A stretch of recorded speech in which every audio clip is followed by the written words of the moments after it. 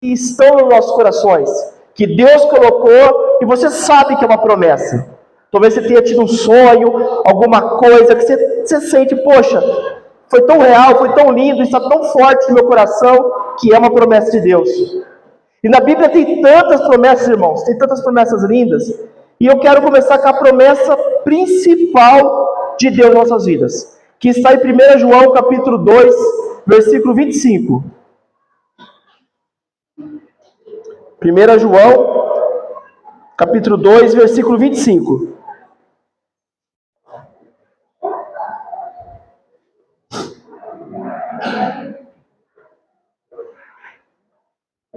Que fala assim: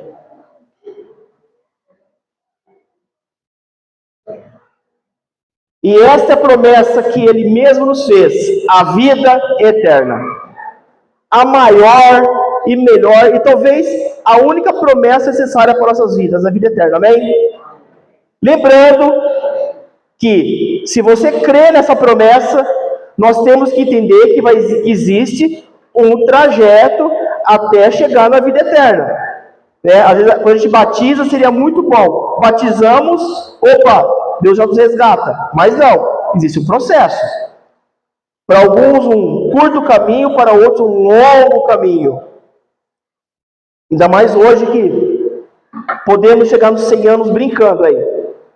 Existem estudos que quem nascer em 2040, se Jesus não voltar até lá, a grande chance das pessoas viverem 150 anos. Então, estamos numa nova era. Amém? Vamos orar antes? Deus Todo-Poderoso, muito obrigado pela Tua presença viva em nosso meio. Que o Senhor fale aos nossos corações. Que não seja o homem, que não seja a carne, mas que seja o Espírito Santo falando. Eu lhe peço em nome de Jesus. Amém. E de tantos personagens, vários personagens da Bíblia, irmãos, receberam muitas promessas. Mas eu quero falar de um, brevemente, um cidadão da Bíblia que recebeu uma promessa, mas ele não creu tanto na promessa. Eu nem sei se é correto falar não creu tanto, porque eu acho ou crê ou não crê. Porque a partir do momento que você crê na promessa, eu creio na promessa da vida eterna, eu vou passar uma vida de luta para manter segura a minha vida eterna. Eu creio nisso. Não é como esses dias eu vi um podcast que o cara falava assim: eu não acredito que Jesus existiu, que Jesus ressuscitou. Aí a pessoa que estava do lado debatendo falou: poxa, homens morreram por essa causa, apóstolos morreram por essa causa, tantas pessoas morreram por essa causa, como você não vai acreditar? Se Pedro morreu por essa causa, é a maior testemunha que ele viu Jesus ressuscitar. Claro, nós cremos pela fé, nós não vimos, nós cremos pela fé, mas homens morreram por essa causa. Como que eu não vou crer? Mas Saul é um exemplo de um homem que ele meio que não creu na promessa. Porque chegou teve uma situação que o rei Saul, o primeiro rei de Israel, ele foi ungido rei, né? Vamos lembrar que Saul, ele foi ungido rei, de forma automática, ele se tornou rei. E ele não passou por um processo de aprendizado e como ser um rei. Ele foi rei e automaticamente se tornou um rei. Mas teve um caso de Saul, que Saul ficou com o seu exército diante de uma situação muito complicada. Um gigante chamado Golias, que ameaçava a tropa todos os dias. Né? 1 Samuel capítulo 17, versículo 16. 1 Samuel 17, 16. Um gigante chamado Golias, que todo mundo conhece a história, ele ameaçou por 40 dias o exército de Israel. Ele ia de manhã e à tarde, ameaçando o povo de Israel. Então ele ameaçava, olha o que fala aqui 1 Samuel 17, 16. Chegava-se, pois, o filisteu, que é o gigante, pela manhã e à tarde, e apresentou-se por 40 dias. 40 dias, vezes 2, porque era de manhã à tarde, 80 vezes o gigante chegava lá, diante da tropa de Israel, ofendia o povo. Ele falava: tem alguém capaz de lutar comigo? Ele ofendia a Deus, blasfemava contra Deus por 80 dias. E todo aquele exército escutando aquilo por 40 dias, 80 vezes, e ninguém fazia nada, absolutamente nada. Claro que é muito fácil falar aqui com o microfone, ou a gente sentado aí, porque Golias, irmãos, nós temos uma ideia. Hoje, Golias tinha 3 metros de altura. Imagina 3 metros de altura. Eu tenho 1,70. O dobro do meu tamanho, praticamente. Só que ele não era um gigante. Para a gente é estranho, mas para aquela época era comum. Eles sabiam da existência de gigante. Tanto é que muitos anos atrás, os israelitas viram lá em Caná, eles viram os gigantes. Eles tinham conhecimento dos gigantes. Os gigantes era comum naquela época. Mas o gigante era diferente dos gigantes que a gente conhece hoje. Nós temos pessoas aí que têm 1,80 m, 2 metros e pouco, mas eles são meio desengonçados, a estrutura óssea não é muito boa. Mas aquela época, tirando os jogadores de basquete, que é outro nível, mas naquela época, um gigante de 3 metros de altura era um guerreiro. Ele tinha agilidade, ele lutava, era assustador. A gente vê os desenhos aí, eles com dente grande, parece um demônio, mas não, era um gigante mesmo, forte, musculoso, e com agilidade. A espada pesava muito, o escudo pesava, o capacete pesava muito. Então, como que eu vou lutar com um homem desse? Não dá para lutar com um gigante de forma corporal. Vamos lá, vamos brigar de forma corporal. Não tem como. Não tem como, por exemplo, eu vou pular nas costas dele, não tem como, é um gigante. Forte, ágil, guerreiro. Era uma situação difícil. Era uma situação difícil enfrentar um gigante desse. E ele falava, só quero um homem capaz de me enfrentar. Tipo assim, a Bíblia não fala, mas pelo que Davi relata, eu acho que ele falava assim, o seu Deus não é capaz de me enfrentar, porque nenhum de vocês tem fé suficiente para me enfrentar. É uma situação muito difícil. Tá? Então aquele gigante por 40 dias. E se a gente der uma passada breve por Israel, pelo povo de Israel é composto por aquela batalha. Aqueles soldados que estavam lá, eles são o povo de Israel. Israel era composto por 12 tribos. Cada tribo, o líder daquela tribo era filho de Israel. Tá? Na verdade, são 13 tribos. Tá? Só um parênteses aqui. José, Efraim, Manassés, filho de José. Jacó adota os 2 filhos de José e lhe passa as bênçãos. Então José ele sai da tribo, então acrescenta-se mais uma tribo. São 13 tribos. Das 13 tribos, só 12 tribos têm direito a terras. Porque a tribo de Levi, eles não têm terras, eles são sacerdotes. Então são 13 tribos. Dessas 13 tribos, se a gente fizer uma análise geral assim, qual dessas tribos tem alguém, ou melhor, qual dessas tribos é especialista em matar gigante?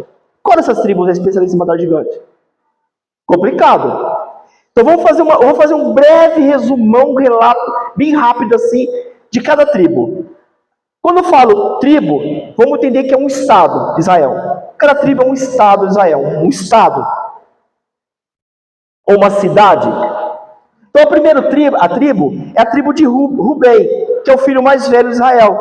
A tribo de Rubem, eles eram especialistas em pecuária e pastoreio. Está lá em Gênesis 49 e Deuteronômio 33.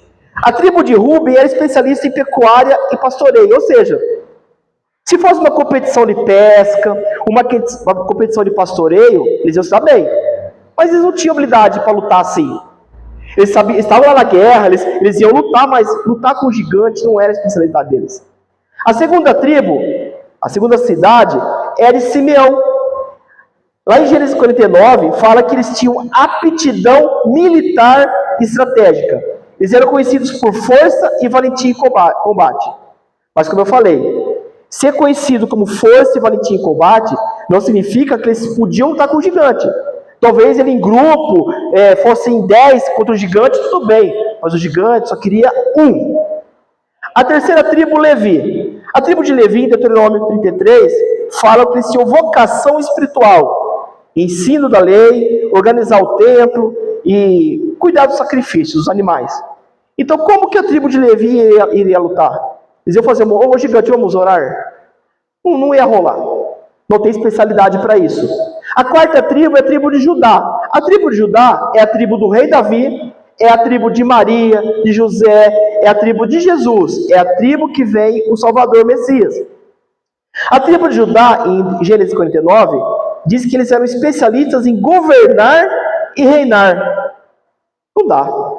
Como uma tribo especialista em governar e reinar iria lutar com o gigante? O gigante queria alguém que lutasse. E Davi, guarda isso, Davi é da tribo de Judá.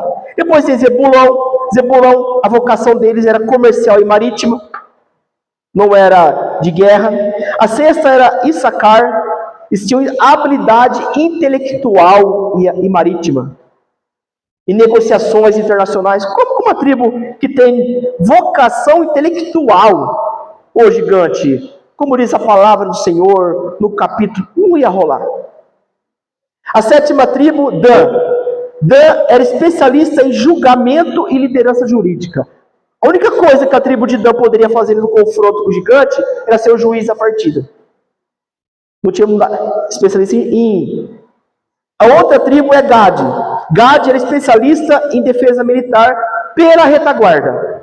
Eles iam por trás e batia como uma surpresa para o pessoal. Não tem como. A nona tribo, Naphtali, que eles eram mensageiros.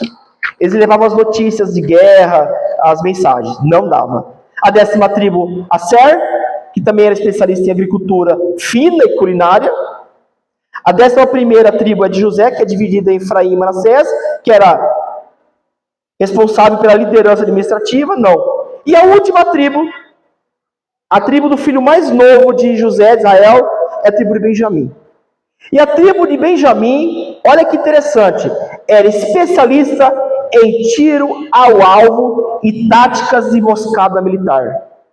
1 Crônicas, capítulo 12, versículo 1 e 2. A tribo de Benjamim era especialista em tiro ao alvo, ou seja, a única forma de enfrentar um gigante desses era com tiro ao alvo.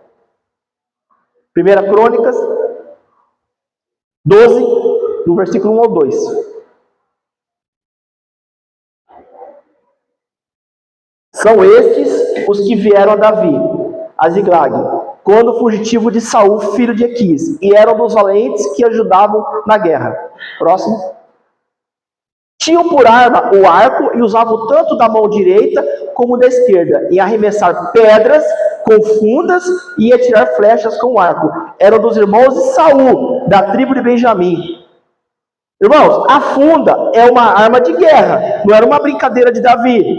E a tribo especialista em funda era Benjamim. E Saul, que era o rei, é da tribo de Benjamim. Naquele grupo que estavam lá, a única tribo que poderia enfrentar o gigante eram as pessoas da tribo de Benjamim. A pessoa mais capacitada lá era o rei Saul. Saul, toda a tribo de Benjamim eram especialistas em usar a funda, tanto com a mão direita como com a mão esquerda. Mas por 40 dias, 80 vezes, o gigante ia lá, afrontava, humilhava, e Saul, sendo rei, ou qualquer benjamita que estava lá, sabia que podia enfrentar o gigante, mas não enfrentaram, se calaram. Saul, irmãos, teve uma chance. Deus deu 80 chances para Saul mudar a história da vida dele.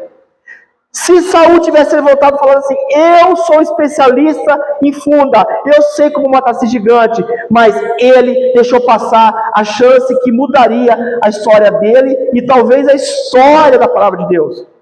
Porque quando Saul se acovarda, quando Saul não entende a sua promessa, quando Saul recusa a sua promessa, ele perdeu o seu reinado.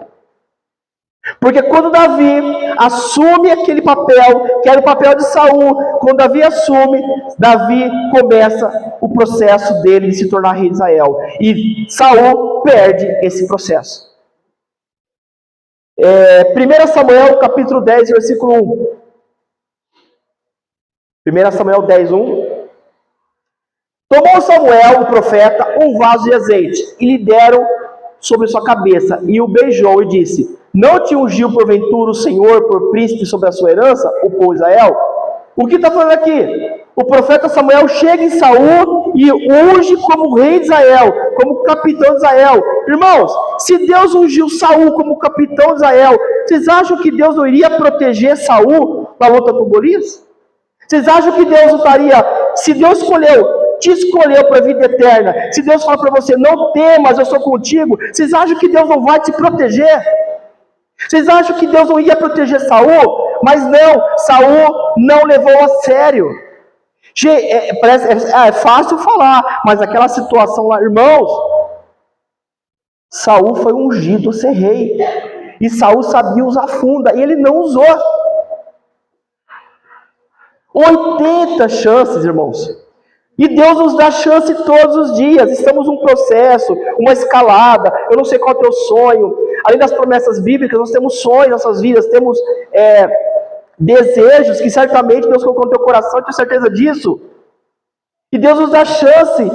Não desanime, não temas, eu sou contigo. E muitas vezes nos acovardamos e nos enfraquecemos. E Saul se enfraqueceu, se covardou. Irmãos, isso é tão louco isso, que Saul ouviu 80 vezes a ofensa, mas Davi não aguentou um dia, não aguentou uma ofensa. Davi, quando chega e ouve aquele gigante ofendendo o Deus vivo, ofendendo o povo de Israel, ele ficou inconformado. Aquele exército, 80 vezes, Davi não aguentou uma vez. Olha a diferença. Davi, irmãos, todo mundo sabe a história. Davi foi ungido rei quando ele era uma criança, um jovem, um moço. Tanto é que fala que quando Davi foi falar, eu vou lutar com o gigante, Saul falou, não, você é moço, tipo, você é criança. Davi não tinha obrigação nenhuma de enfrentar o gigante. Davi não era um soldado. Davi era uma criança, um moço, um adolescente. Ele não tinha obrigação, mas ele tinha uma coisa dentro dele. Eu fui ungido. Eu vou ser rei, não sei quando, eu não sei o que vai acontecer na minha vida, eu vou passar por um longo processo, mas se Deus me ungiu, eu vou ser rei. Se Deus te ungiu, irmãos, através da palavra dele, relaxe e viva o processo, porque a sua bênção, a sua promessa vai chegar. Davi não se acovardou. Davi tinha tanta certeza que ele estava na promessa. 1 Samuel 17, 26. Olha, irmãos, por que Davi é Davi? 1 Samuel 17, 26. Então falou Davi aos homens que estavam consigo, dizendo, que farão aquele homem que ferir a esse filisteu e tirar a afronta de sobre Israel? Quem é, pois, esse incircunciso filisteu para afrontar o exército de Deus vivo? Eu acho tremendo isso. Sabe por quê? Davi, irmãos, ele não tinha certeza que ele ia matar o gigante. Ele não sabia. Mas só tinha certeza de uma coisa. Que eu não vou morrer. Porque Deus me ungiu. Ele tinha certeza absoluta disso. E que eu acho, ele tinha tanta certeza, que ele fala o quê? Mas se eu matar o gigante, o que o rei vai dar para mim? Ele estava mais preocupado com o que ele ia ganhar do que enfrentar o gigante. E que ele ia ganhar a filha de Saul, ele ia casar com a filha de Saul, a família dele não ia mais pagar imposto. Olha o nível da fé de Davi.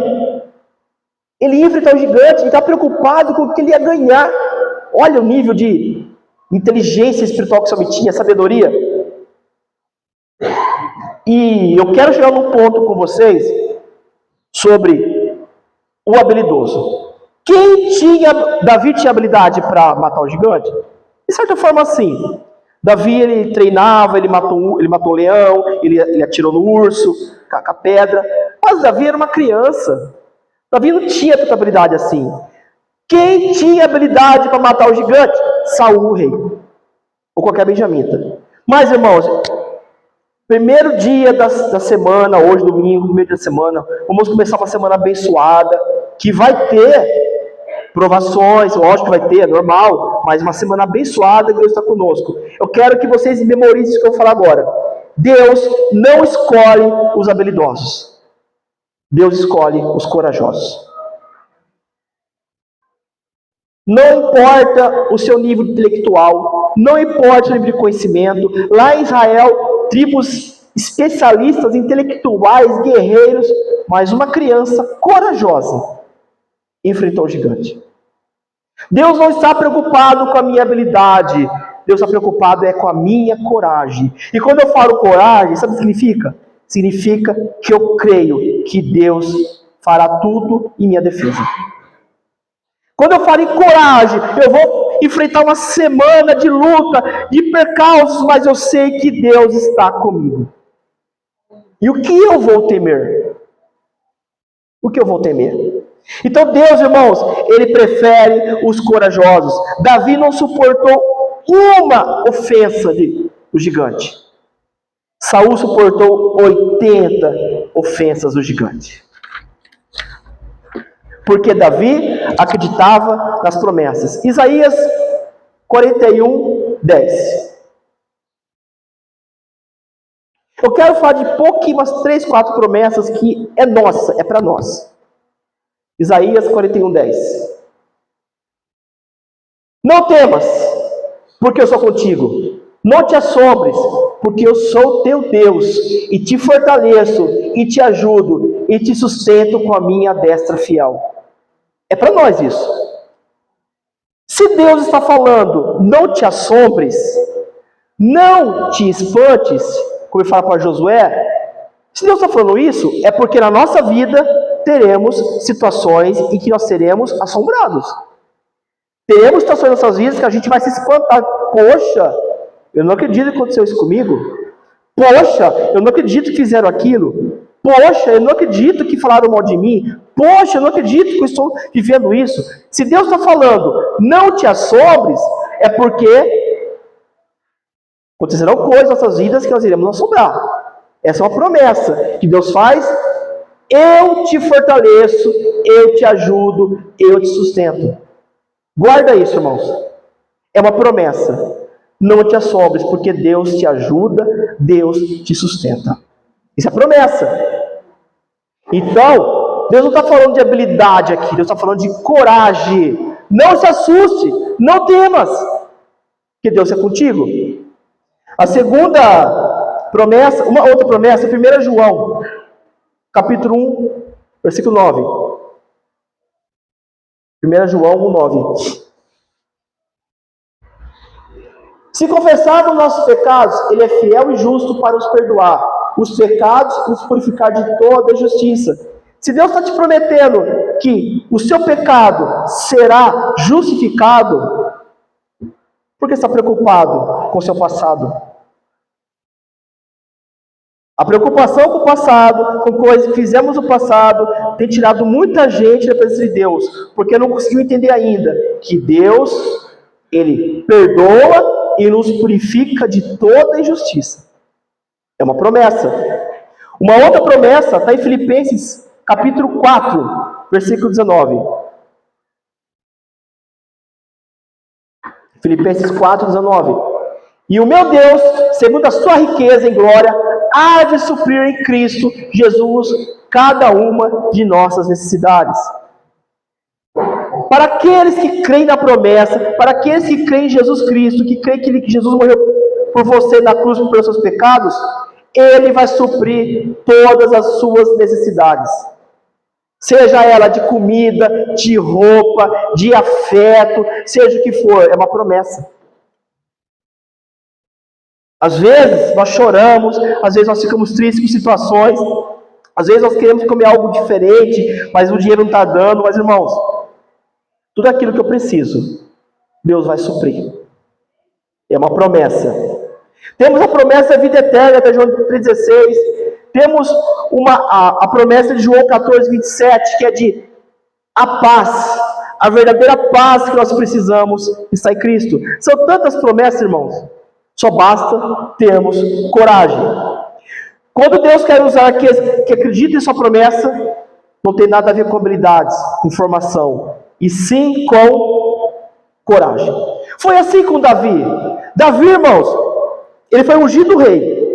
Mas para ele ser rei mesmo, ele passou por um longo processo. Ele teve que fugir de Saul, ele viveu como um mendigo, ele morou numa caverna, mas ele não desistiu, porque ele sabia que a promessa iria se cumprir na vida dele. Ele se tornou rei. José, irmãos, a melhor história da Bíblia, na minha opinião, de alguém que creu na promessa e foi corajoso, é José. José foi vendido como escravo pelos irmãos. Por quê? Porque José teve um sonho, que nesse sonho os irmãos dele se prostravam diante dele. Ele contou o sonho, os irmãos, poxa, que cara louco, que cara arrogante. Os irmãos jogaram ele numa cisterna, e quando José cai numa cisterna, que teve um sonho, José, para quem não sabe, se tornou governador do Egito. Quando José é jogado na cisterna, quem olhasse para eles lá, para o José lá, não ia ver o governador do Egito. Mas lá estava um governador do Egito. Às vezes, quando as pessoas olham para você, pode não ver um vencedor, mas tem um vencedor aí. José saiu da cisterna, vendido como escravo. José é jogado lá na casa de Potifar para ser mordomo. A mulher de Potifar tenta seduzir ele, e ele sai correndo. José podia blasfemar, podia falar assim: poxa Deus, era escravo, agora a mulher do homem tenta me seduzir e cadê o Senhor? Não, José não blasfema, José não agride Deus, não fala nada contra Deus. Sabe por quê? Porque ele acreditava na promessa. Deus não chegou para... Isso é importante, irmãos. Deus não falou assim para José: José, você vai ser governador do Egito. José não sabia disso. José não tinha certeza de nada. Deus não falou para ele: José, vou te fazer uma promessa. Não, José teve um sonho, 2 sonhos. Mas José sabia, dentro do coração dele, que aquele sonho era uma promessa. Escreva seu sonho, irmão, porque pode ser uma promessa de Deus. José depois ele vai ficar preso, fica anos preso numa cadeia no Egito lá. José não blasfema contra Deus em nenhum momento. Deus não fala com José. Nós não vemos na Bíblia Deus falando com José. José está em silêncio. Deus está em silêncio o tempo todo. E José está preso. José não blasfema contra Deus, porque José crê naquele sonho dele. E José vira o governador do Egito. Mas quem olha para José naquela cadeia não vê o governador. É muito fácil olhar para José governador. Legal, ele ficou no fosso, ele ficou preso, mas é duro, que eu vi esses dias no podcast, o cara falou, eu achei muito bacana, é duro ver o Moisés, lá no cestinho, sendo o libertador do povo de Israel. É fácil ver Jesus na cruz, ele conseguiu, ressuscitou, mas eu quero ver Jesus lá na manjedoura, lá para a criança de defesa, e lá para aquela criança, era para salvar a gente da morte eterna. É muito fácil ver Davi como rei, mas é muito difícil ver uma criança lá no pastoreio olhar para ela e falar assim: essa criança, magricela, ruivinha, vai ser o rei de Israel. Porque todos eles, irmãos, passaram por um longo processo de crescimento. Um processo doloroso, que eles tiveram que abrir mão de muita coisa. José ficou preso, Davi viveu como mendigo.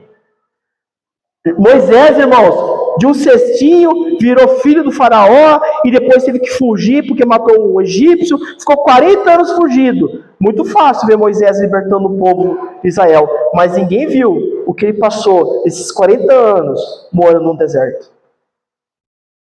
É muito fácil as pessoas que nos vê na vitória, vê na bênção, mas ninguém viu o que a gente passou para chegar até aqui. E passamos.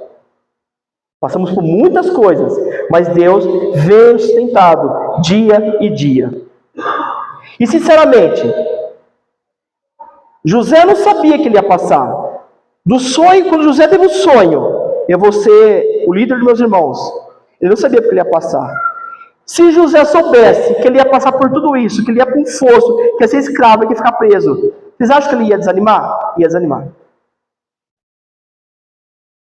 Se Davi soubesse que ele ia ser um mendigo, que ele ia fugir, que ele ia passar fome, que ele ia se fazer de louco, para se tornar o maior rei de Israel, vocês acham que ele ia ter coragem de continuar? Não ia desanimar. Deus não vai falar para a gente o que nós vamos passar. Deus vai ficar em silêncio. Sabe por quê? Por que Deus fica em silêncio nos momentos das nossas provações? Por que eu não escuto Deus falando nos momentos das nossas provações? É simples. Quando a gente está numa sala de aula, quando a gente está estudando, o professor, ele em todo momento, ele pega nossas mãos. Você entendeu esse exercício? Eu falei provação, tá, irmãos? Provação. Deus nos provando. Nosso processo. Você entendeu esse exercício? Não entendi, professor. É assim que faz. Pessoal, vou fazer de novo o exercício. Vai lá na lousa, faz tudo de novo. Vocês entenderam esse tema aqui? Não, vamos refazer o tema. O professor, todo o primeiro trimestre da aula, ele pega a tua mão, ele te ensina, ele tem paciência. Mas o dia da prova, o dia que a prova, o que o professor faz? Ele fica em silêncio.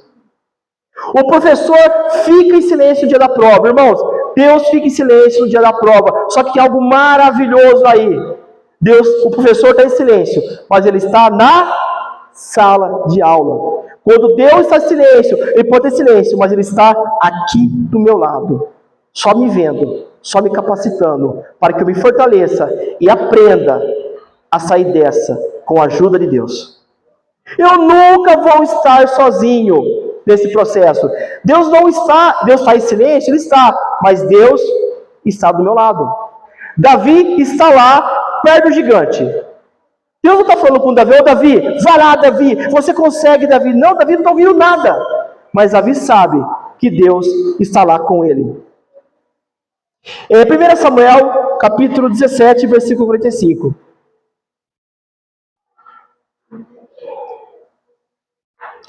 Samuel 17. Davi, porém, disse ao filisteu: tu vens contra mim com espada e com lança e com escudo. Eu, porém, vou contra ti em nome do Senhor dos Exércitos, o Deus dos Exércitos de Israel, a quem tens afrontado. Davi está falando assim, você vem comigo com espada, com não sei o quê, mas eu vou em nome do Senhor dos Exércitos.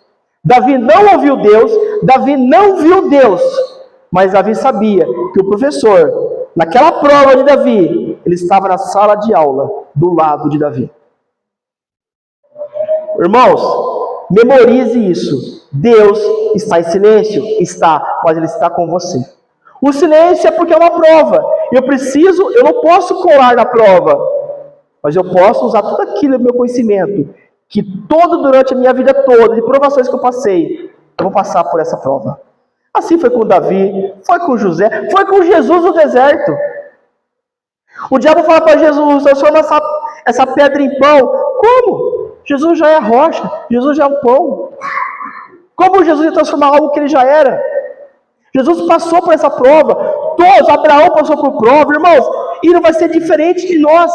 Nós vamos passar por provas também. Foi assim com Davi, foi assim com José. Todos passaram por provas. E se eles soubessem que eles iam passar pelos que eles passaram, por todo o sofrimento que eles passaram, eles iriam desistir. Mas desistiram, porque eles sabiam que Deus estava com eles e que a promessa era para eles. Amém, irmãos? Por que da provação?